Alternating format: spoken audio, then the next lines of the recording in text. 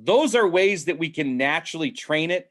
And if any coaches out there have whatever different philosophies on hitting, which every coach in America does, everything I just given you so far has got little to do with technique. In a sense, it's got a lot to do with environmental changes, mindset changes, because when you change your mind, you could change your swing. And when you change the environment, you could also influence a swing change. But now we're going to get towards the end here. We're going to focus on two things at the end here. One is a perspective of timing, and two is a perspective of technique. So one of the things that we tell our hitters, and this might be the most common thing that we see timing wise that hitters struggle with in terms of being late, is they don't dance well with the pitcher. In other words, they get started too late. So we want our hitters to dance with the pitcher. We want them to sync their movement up with the pitcher's movement. When the arm goes up, we want the hitter to start loading up.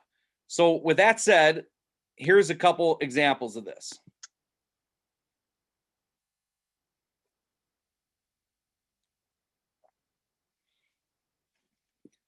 Notice when the pitcher's arm starts going up, Harper's leg starts going up.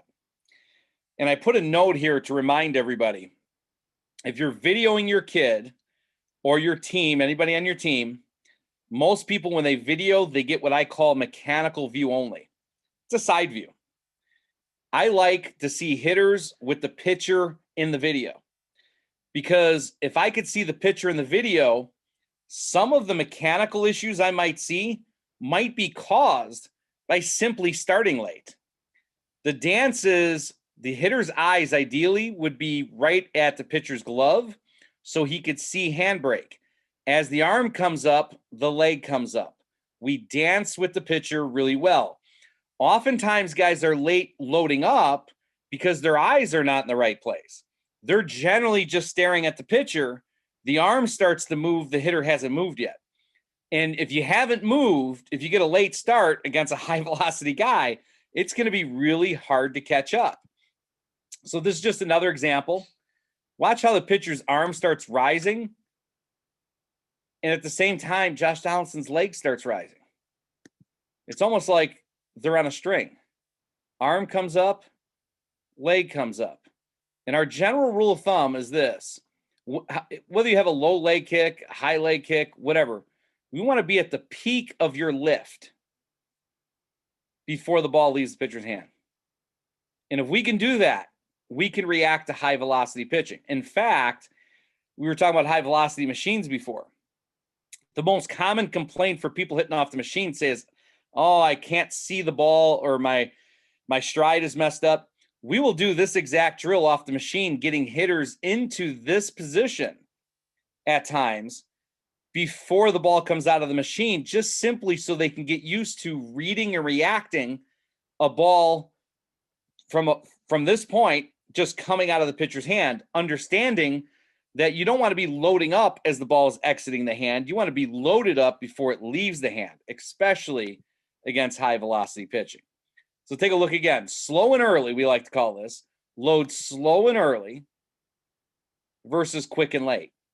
And watch the dance. As he breaks his hands and the arm starts to come up, you start to see as he breaks his hands. Now, that's not going to happen if his eyes are not following handbrake. The eyes got to be following that. It seems really kind of elementary, but it's important. Watch the dance here. As the pitcher moves, he moves. As the arm comes down and up, he moves. Now, picture this. What if this hitter was on the on-deck circle? This is what you're trying to get your hitters to do, right? You're just trying to get them to dance with the pitcher on the on-deck circle so they get a chance to get an idea of when to get started. They don't have to swing on the on-deck circle. They could just simply work on, when do I get started? Okay. So here are some things we do to create what I call dance awareness. Okay. Dance awareness. Number one, you got a hitter who doesn't dance well with the pitcher, get him out of the box, meaning on the side of the box. You start your motion, have the hitter start to step into the box while your arm starts to move. Great drill for dance awareness. You start to move your arm, he starts to step in. If he doesn't step in soon enough, early enough, he's going to feel rushed. He's going to be late. So we literally start outside the side of the box. He steps in with his back foot and then goes through it. It's an extreme, but it creates so much more awareness of the hitter understanding that I've got to be in tune with this pitcher. Otherwise, I'm screwed, right? So the next one is doing the same thing from behind the box, kind of where the catcher is.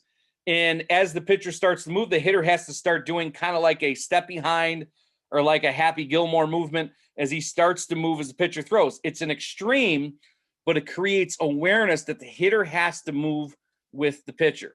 Another one that we've done is where hitters literally will jump back. So they'll start towards the front of the box and they'll start to jump back into their back leg as the pitcher starts to move. It's another great drill to create awareness, because if he jumps back late, he's going to feel rushed. He's going to be late. He'll start to catch on that earlier is better than late. Early is better than late. Slow and early is better than late and quick. Then at home, pitcher's arms, just have somebody simulate arm action, have the pitcher load up. Some of our students have actually pulled up video on YouTube and put it on a TV in the room of bullpen views of pitchers throwing, and where the camera's behind the catcher. And they actually just practice the dance and getting started early and loading up by just watching, for example, Aroldis Chapman's bullpen view, right? It just gives them something to simulate. And what I'll do during batting practice is I will often start my hand motion, and if I don't see movement, I'll just stop, or I'll just stop as a checkpoint. Bottom line is get your hitters focused on handbrake. And as we start to close this up, here's just a couple mechanical views. Guys, no matter where hitters are in their stance, as they get to the moment of foot plant after stride, what you're looking at right here in this picture is what you're going to see hitters look like, the elite hitters look like. Look how remarkably similar that is. I find hitters who are late and have a tendency to be steep, when they land, they'll have a tendency to favor their backside, meaning you'll see both hitters, their back shoulder is higher than the front shoulder. You see guys who have a tendency to be late or too steep with their swing, their back shoulder will start to come down towards their back foot and their front shoulder will slide up. It's what starts that steepness of the swing. Now, you'll also notice that white line behind both hitters. That is representing, we like to put a screen or a mat right behind our hitters. And if they could swing from this position without hitting the mat behind them, we also know their barrel's taking more of a direct path to the baseball. We will also do this with the hitter striding. We'll back the hitter up close to the mat, have them stride, and the hitter should not hit that mat behind him. And you may be like, wow, that's awfully close. That's how close we get it. And now, the reason why we do this, hitters who have a tendency to get too steep and drag have a tendency to collapse towards their backside. They would run right into that mat or that screen. Or if you look at the weight distribution of Tatis and Mookie Betts right here, look at how centered they look. A lot of times when that back shoulder starts to drop, most of the weight